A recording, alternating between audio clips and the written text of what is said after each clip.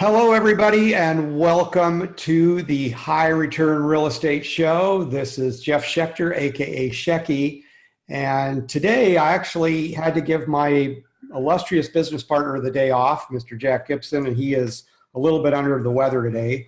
So I have the pleasure of getting into a really interesting conversation with an expert in crowdfunding. It's a pretty big buzzword lately in the investing space. And we're about to bring on probably one of the foremost experts in this arena in the country right now. So I'm very excited to have a conversation with him. So stay tuned. Welcome to the High Return Real Estate Show, the podcast for heavy hitters. Two men, one mission. It's time to build your empire. Welcome back, everybody. This is Shecky at the High Return Real Estate Show. And today I have the pleasure of introducing Mr. Mark Roderick, who is probably the leading crowdfunding and FinTech lawyers in the US. Welcome, Mark. Thank you very much. It's a pleasure to be with you today. Yeah, I'm excited to speak with you and excited about your background. And I've always been really on the sidelines of crowdfunding. I mean, we're a turnkey company. We deal pretty much in just cash transactions. And obviously as the internet has grown, it's just, even though I've been on the sidelines, it's been an arena that I've been extremely curious about.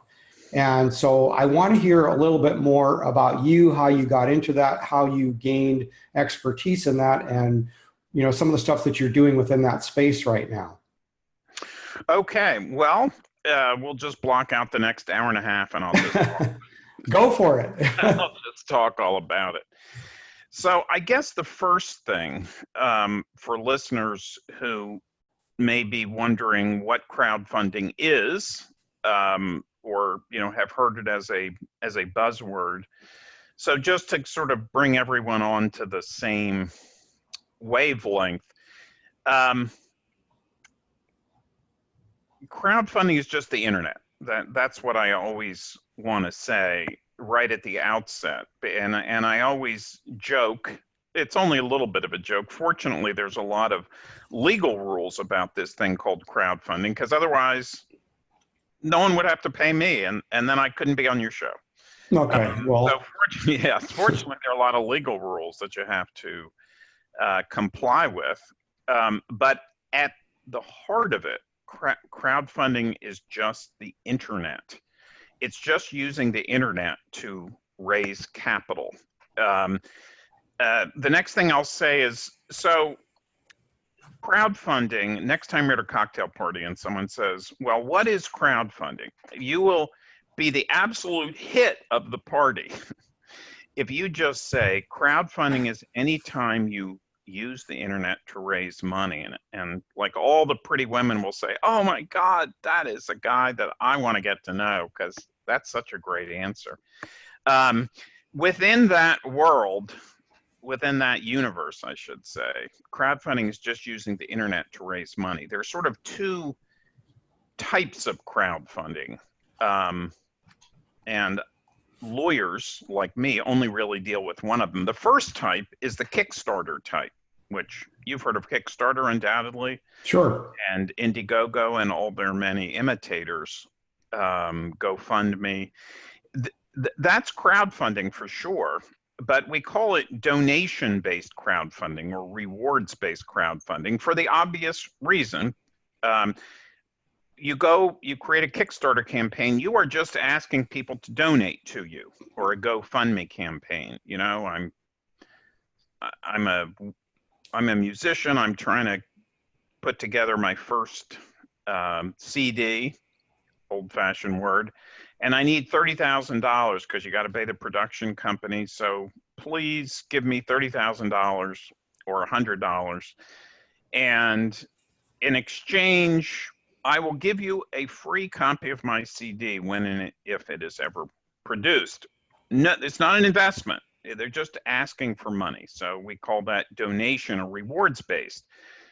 In that area, there are almost no laws, and so no lawyers. And so lawyers like me generally don't get involved in that. I have put together a few of those kinds of companies, but that's not where I spend most of my time. I spend most of my time in the other half of the crowdfunding universe, which we referred to as equity-based crowdfunding, even though it's not always equity. The point is, it's an investment. You are buying a multifamily project and you need to raise $1 million of equity. And now, for the first time, under US securities laws, you can use the internet to do it. And so that's the world that I live in every day. And I'll just say one more thing and then stop talking. So just to give you a feel of why it's such a big deal, what the internet does in the crowdfunding space, the capital formation space, is exactly what the internet has done in all the other businesses where it has been first introduced and subsequently dominated, whether it's, Amazon in retail or Airbnb in hotels or Expedia or all the other applications, even, Match.com. What does the internet do? It directly connects buyers and sellers and goes over the head of all the middlemen who used to be so important. It makes information accessible to everyone, whether that information is all the details about your real estate deal, your multifamily deal, or all the details about you go on Match.com. And I'm using that intentionally just to suggest the ubiquity of the internet and how no matter what the application, because real estate investing at first blush seems a lot different than Match.com, but the internet is doing the same things in both cases. So back in the old days, if you wanted to raise that $1 million for your real estate investment, you had to start calling people, right?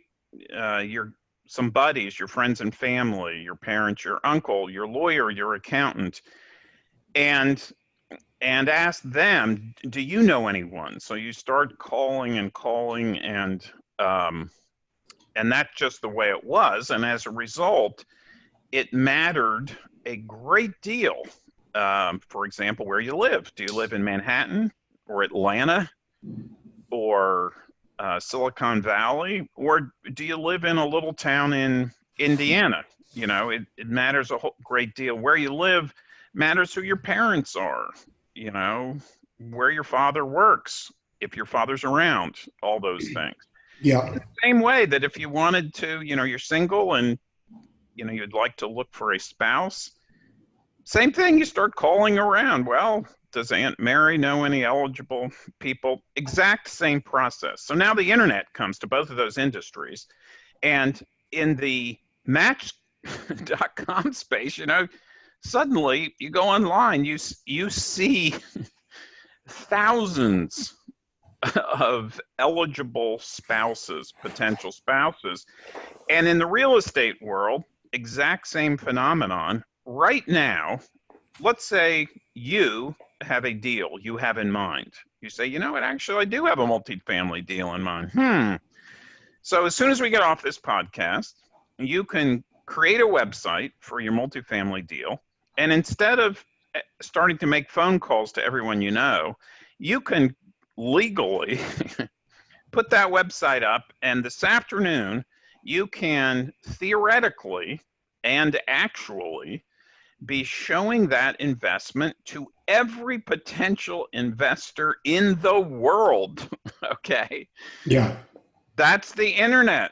That's what the internet does. And the capital formation industry, Wall Street and all that, is an industry in dire need of that kind of disruption. I sometimes say, I love Manhattan.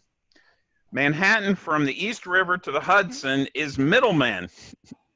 Yeah. And, everyone taking a piece when you think about it, that's all those big buildings are just filled with wealthy middle men, maybe I should say middle persons these days. So the capital formation industry is ripe for disruption, ripe for what the internet does, which is directly connecting real estate entrepreneurs with investors across the planet. And that is indeed what is happening.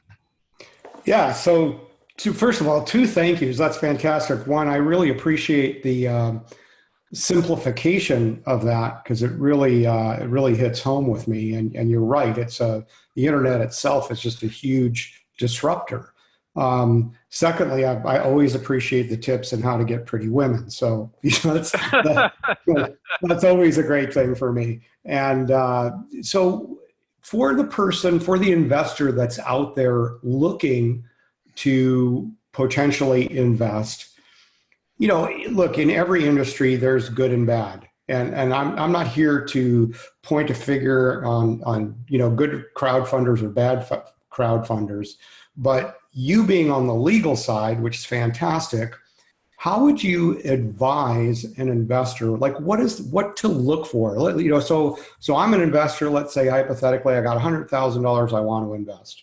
And for whatever reason, I don't want to buy a house from a company like mine. All right. I want to be involved in more of a group thing. I want to spread the risk around, things like that. How do I find a good crowdfunding company? How do I find someone that's going to offer me the returns that I'm looking for and the stability that I'm looking for, which is really what every investor is looking for, returns and stability. I mean, you can dial that in with all kinds of different metrics, but at the end of the day, that's what investors are looking for. So how do you find that within the crowdfunding platforms? Yeah, and that is a great question. And fortunately, one I am able to answer. Because I hate when people ask me great questions that I can't answer. Then I don't attract any of the pretty women at the cocktail party. Yeah. They'll go away. They say, I'm going to look for a man who can answer questions. Exactly. So it's a great question because, okay, I've just said, it's just the internet, right? Well, as we've all learned in many respects, the internet does not always provide truthful information. You don't right? say. You don't say. Well, there was a time when the idealists thought that it would, and we look back at those and the tears running down our cheeks, because you go on Match and you found the perfect spouse, the perfect mate. It turns out it's not real. That happens, and definitely the same thing happens on the investing side. So you absolutely have to be careful if you were a new investor, as everyone is at some point. Like, you can probably remember the first time you made travel plans online and you were a little skeptical. Okay, should I really give them my credit card? Am I really going to get, when I show up at the airport, are they going to let me on the plane? Is this all going to work? So the same thing with investing in real estate online. And the advice I would give is to, your first time, invest at a reputable site. So there are some reputable sites out there. I will give you three. The two big, very, very reputable sites for accredited investor investing are Real Crowd and CrowdStreet. Those are the two. They're great. They're both terrific companies run by terrific people, and they vet their sponsors. You're not going to get defrauded, I believe, at those sites. You might lose money. The real estate market might go to hell next week, but you're not going to get cheated, I guess I would say. Then there's another site that I represent called Small Change, and it's not for accredited investors only, and they do sort of community-based investments. I've made a number of investments there and have been successful, fortunately. But it's a different kind. It's a sort of they do deals that improve communities as well as hopefully make money. And there are other sites as well. I don't want to suggest this is an exclusive list, but if you're my friend or my brother and you come to me and say, Mark, the question you just asked, where should I start? That's where I would start, with a reputable company. There are also some REITs, real estate investment trusts, that are quite reputable, and those are available also to both accredited and non-accredited investors. But so you're going to invest at those sites and/or with people or with sponsors that are long-term sponsors and reputable. You don't just do a Google search and check for, let me find a deal online with the highest targeted IRR. And I've never heard of the site, I've never heard of the sponsor, but what could go wrong? Right? You don't do that. Yeah. So are there, and this may not be an easy question to answer, but are there telltale signs of what to run away from? Like if you see certain things on a site, is there a way to vet at all when you're out surfing around on the internet? Because, I agree with you. Like you say, things, I mean, I'm a single guy. I've been on Match.com before, and things aren't always the way that they seem. And I even look at some of our competitor sites too. And it's like, well, I don't understand how we're putting in all the information about anticipated expenses, and so are they. And there's two like-kind properties, and yet their ROI is 4 points higher than ours. It's different math. I don't know. I mean, certainly any investor has to do a level of due diligence when they're looking at any deal. I agree with that, and investors need to take responsibility. But are there any obvious, like, telltale signs of what to run away from? Well, anything in general, anything, too good to be true is not true. But it's hard to spot, and it depends on your sophistication as an investor. As a lawyer, when I look at the legal documents for a transaction, there are lots of telltale signs that I will see through my lawyer's eyes, that this is just nonsense, this is sloppy, this is not someone who pays attention to details. And I just say, well, that's a bad deal, because the legal documentation is just ridiculous. They've copied and pasted. They didn't know what they were doing. If they didn't know what they were doing on that, they probably don't know what they were doing on anything else. But that's because I'm a lawyer and I do this all the time. I'm also, and I'm sure you are too, I am a numbers guy. And I have analyzed deals. Actually, well, there's another well-known site, and I guess who needs legal problems, so I'm not going to mention that site. But I once looked at one of their deals just to understand the numbers, because I'm a numbers, just the way my brain works. And as you say, the numbers just were nonsense. Just to see if they added up. And you could tell once you started adding up and multiplying and dividing that they had made these assumptions about this property that were absolutely fiction. Yeah. You could just tell. And so once, if you have the understanding of numbers to to do that, terrific. And so my response was, wow, not only would I not invest in this deal, I would never invest in a deal on this site. Yeah. And that has actually proved a little prophetic, because that site has not done particularly well. But both of those things assume a level of, I don't know, skill or ability or Sophistication.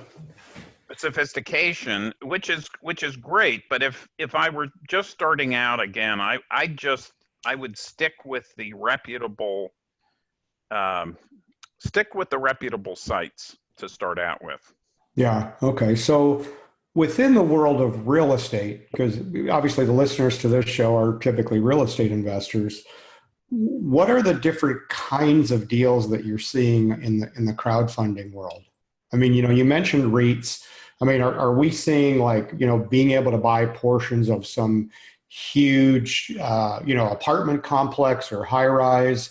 Are we seeing abilities to buy, a small piece of an office high rise? Are we seeing single family homes, duplexes? I mean, what seems to be the thing that the crowdfunding platforms are gravitating to within the world of real estate investing? It is actually, so I will say that 90 or 95% of all crowdfunding by volume is real estate. So Great. listeners are real estate investors, they've come to the right place. And the answer, well, what's the vertical market or what's the sector? It is all of the above. You can invest in single family fix and flips.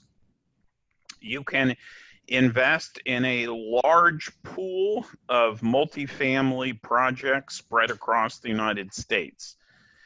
You can invest in office buildings. You can invest in self-storage facilities.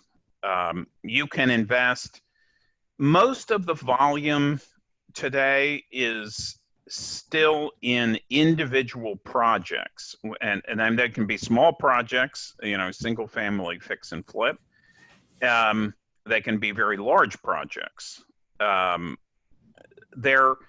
believe that the market is going to evolve into pooled investments, because I think, just as in the stock market, most investors want mutual funds rather than individual stocks. I think most crowdfunding investors are going to want the diversity that you get, the diversification, I should say, of, not just buying one apartment complex, but buying 37 of them. There are some deals where you can do that today, but for the most part, people are investing in, single projects. So investors who want to diversify their portfolio are doing so by investing, 10,000 here, 10,000 here, 10,000 here. Mm-hmm. Your hypothetical guy with $100,000 maybe invests in, 10 separate projects, but there's a lot of diversity, lots of different, there's student housing. In general, as you know, in the US market, multifamily is, everyone's doing multifamily. I don't know whether that's what your firm focuses on, but no, not really, but that's okay. Well, that's probably good because, I would be a little concerned. I'm not a real estate professional, but multifamily may be becoming a little bit overbought and overbuilt. But so there are tons of multifamily investments within the crowdfunding world. What I would suggest to listeners for whom this is all new, and I suggest this all the time, go on a couple of these sites. Go and register on CrowdStreet and RealCrowd and start clicking around.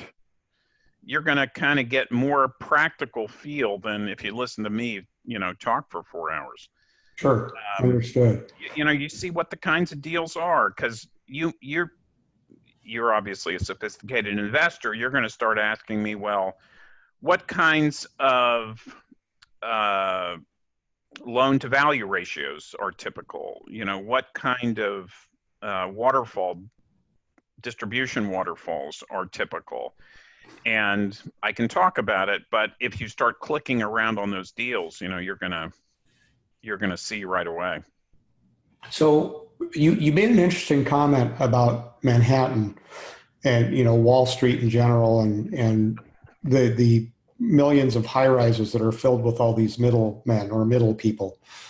And I'm wondering, really, as this industry, let's just call it, has emerged and continues to evolve, is this made up of real estate professionals, or is this made up of people that are coming from the institutional investing world? I mean, who are the real players here? Like, if you look at some of these names that you threw out here, were these people that were already doing a certain level of syndication in general, and they just decided to take it online? Or are they typically people that have just been peddling investments, out of the institutional side and decided to do crowdfunding and try their hand at that?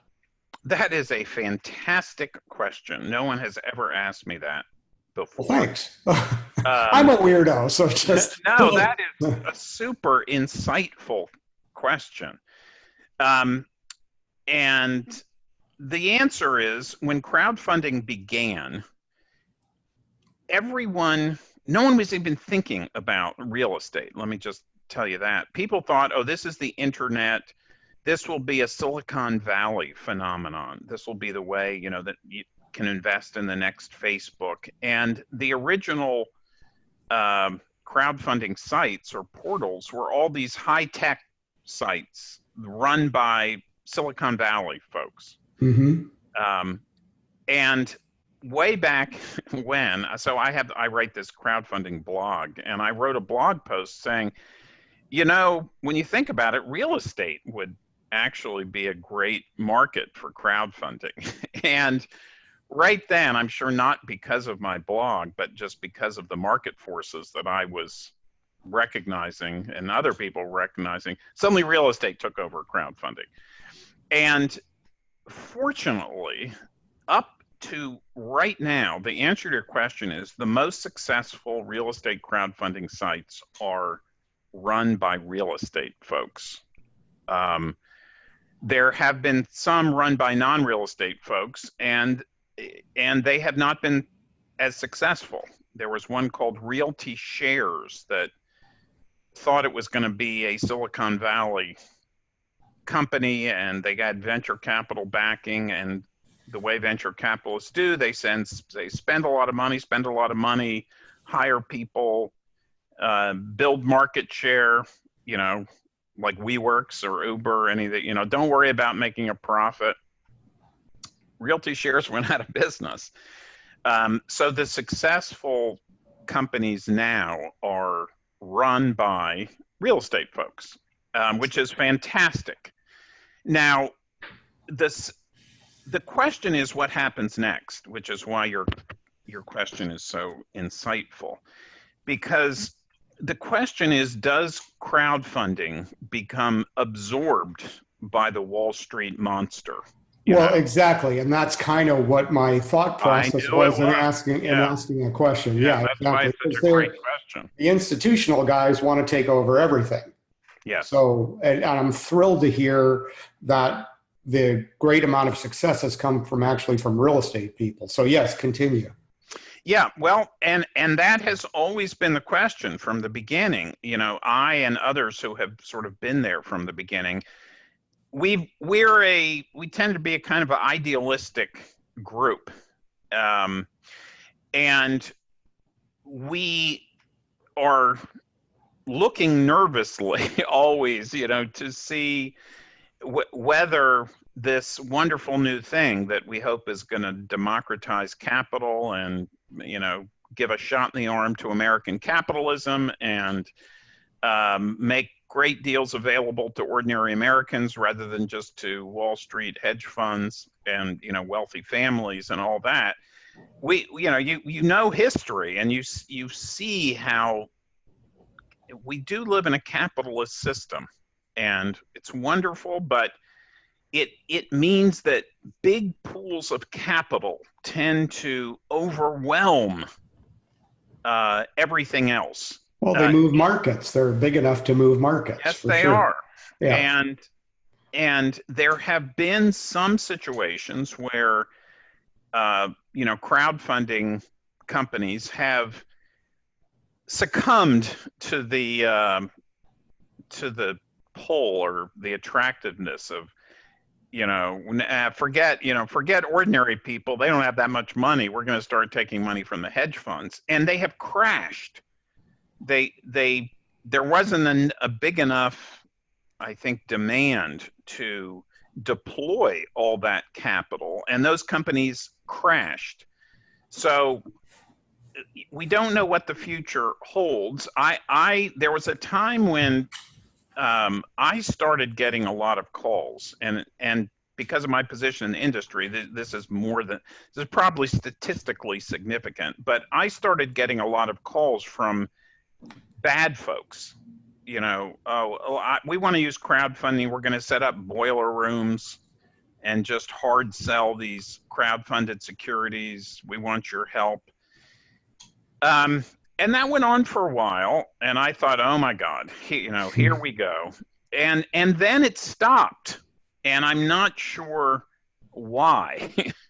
Well, maybe it's a result of the good legal work that you've done in the field, and somehow there's been some, oversight on what's going on to keep some of those people at bay. I don't know. I don't know either. So far, it has worked, but it's always been a question, when this brave new world of crowd kind of idealistic. It's not all idealistic. I mean, people are making a ton of money, but the world of crowdfunding starts to overlap with that Wall Street world. Is crowdfunding going to change Wall Street, or is Wall Street going to change crowdfunding? And the verdict is still out, but I would have to say so far so good. I mean, we're doing bigger and bigger deals. I always say a client of mine recently, raised $14 million in a single equity raise using crowdfunding. Terrific deal. Gave 283 ordinary American investors the opportunity to participate in a deal they never would have seen before. So that's a success. That is a success. There has been in the crowdfunding industry as a whole, basically zero fraud so far. And that's extraordinary. I think it's because of those websites I'm talking about, who vet sponsors very closely. But and I know, anytime there's money involved, it attracts bad people. So, I don't know. Eternal vigilance is the price of freedom, as they say. Yeah, it's a great quote. So far, so good. Yeah, well, I'm happy to hear that. It'd be interesting if we could have this same conversation, let's say 3 to 5 years from now, and see how that needle has moved. Because things change fast. And I think 3 to 5 years, it's going to be a very, very different picture. I don't know. And who knows? You might even have had some success on Match by then.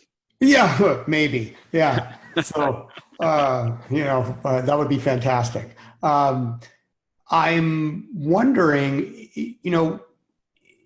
if what we're doing, so we're a turnkey company, and, we basically, we sell almost everything on the internet. We certainly have phone calls with people and things like that, but we teach people about our processes, what we're doing. We buy properties, we rehab them, we get them professionally managed. We're selling performing assets, essentially, mostly single family homes and the odd duplex.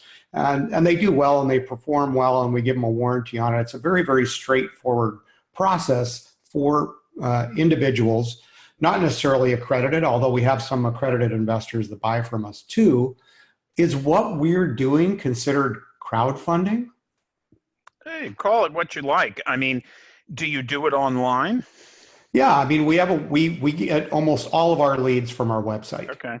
Well, sure. It is. Now, I take it you are selling the actual home. You are not selling a percent interest in the home. We're selling 100% interest. Yeah. So you're not selling securities. Correct. And so the next step in your business would be more like crowdfunding. You could decide, and I think it would be a correct decision that, okay, you've built this, you're successful, you've developed a good reputation. Maybe our next step to attract another group of investors is, instead of selling the whole house to one person, put a pool of 20 houses together and sell interests in that LLC. Yeah. It's a very related business, and I represent companies like yours, who sort of have made that decision to, okay, now let's expand.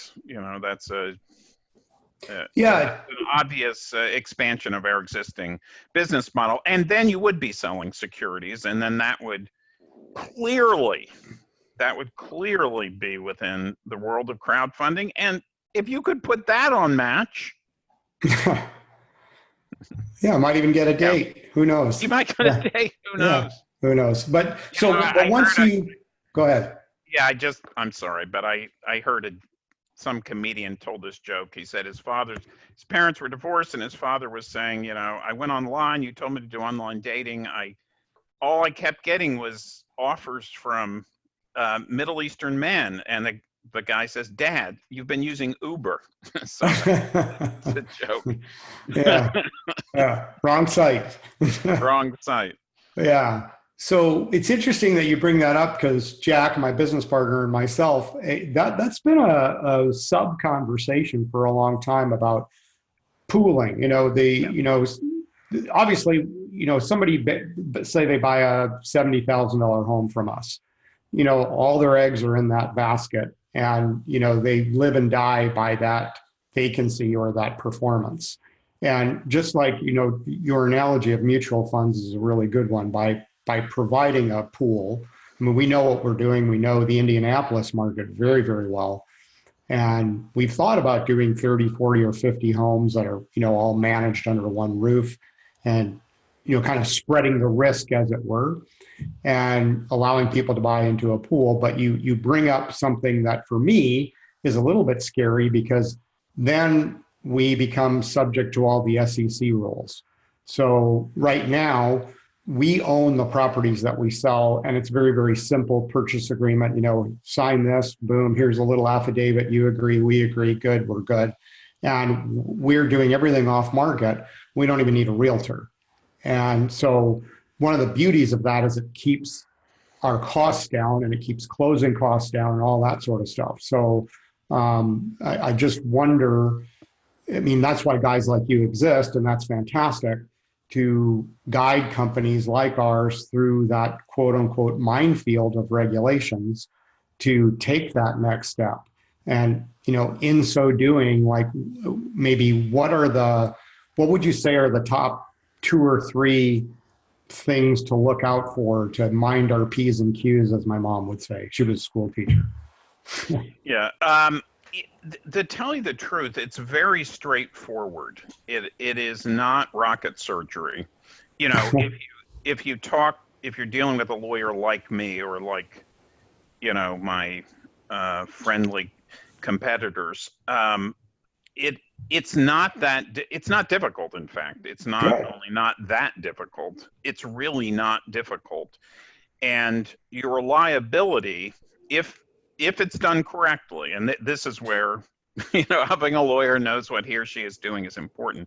If it is done correctly, you are assuming almost zero additional liability. The laws allow you to protect yourself almost completely. Of course, if you embezzle money or something, you're going to be liable. But assuming, you're doing the job as best you can do it. You might make mistakes. Even we all make mistakes, but it doesn't matter. That even mistakes don't make you liable to your investors. The only thing that makes you liable is lying, cheating, stealing, kinds of things. So it's really, it should be, from your perspective, if done correctly, what's the right word? Invisible. all the complying with all the SEC rules should be invisible to you if you are using a lawyer who knows what he or she is doing. Cool.